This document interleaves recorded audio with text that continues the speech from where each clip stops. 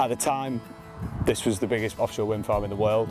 Working on that, seeing it on the news, seeing it in the Guinness Book of Records, that's awesome. That makes me feel quite proud. Hornsea 1 and 2, so each of those projects were 1.3 and 1.4 gigawatt capacity wind farms. They're based out off the Lincolnshire coast here. They're the generating assets, and then the cable comes under the sea, hits landfall at the beach. That cable then changes into a transmission cable, which is transmitting the electricity from the turbines under the ground here to the point of connection up at Killingholme.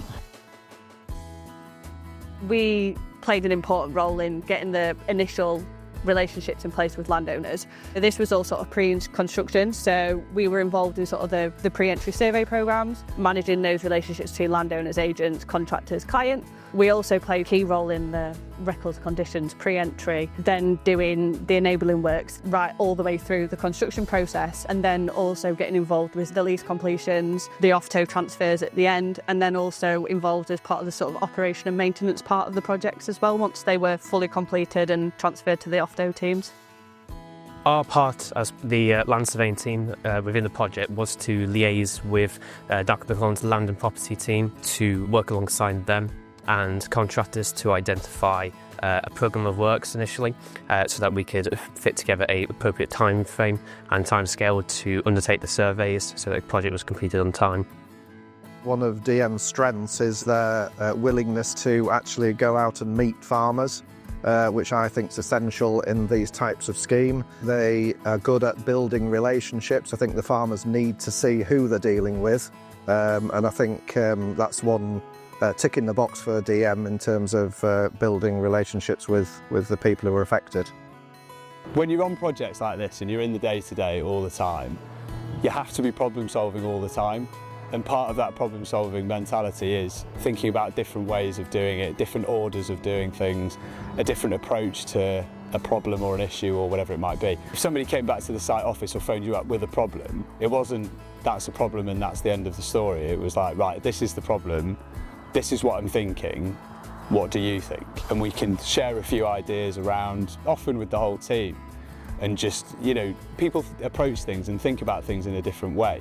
We set out the red line boundary, we set out the location for where the substation was going to be built and has been built, and also the route of which the footpath was going to be diverted. Following on from that, we've developed as a land surveying team to innovate in all other areas, including GNSS, obtaining the latest technology, also innovating on underground utility surveys using electromagnetic location and ground penetrating radar equipment. And our most recent innovation is the introduction of drones to assist with high accuracy level detail for like topographical surveys, photogrammetry, etc., which can be used for a range of other projects. And projects like this, the programme is so key to their success. There's key dates within that programme that have to be met, and they're ultimately key to this success of the project. That programme plays a massive role, and we've got to have that awareness of that. So when we are dealing with landowners, timings of year, we know what we're acting to and ultimately what we're working towards.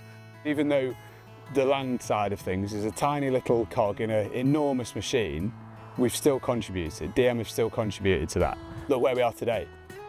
We're on a landowner who had just over 1 kilometre of cable through their land, and I made a phone call and asked if we could come here and film today, and they said, yeah, of course. So I think that's probably testament of the relationships that we've built, because we've not been here for 4 years. So I think that probably speaks for itself, I'd say.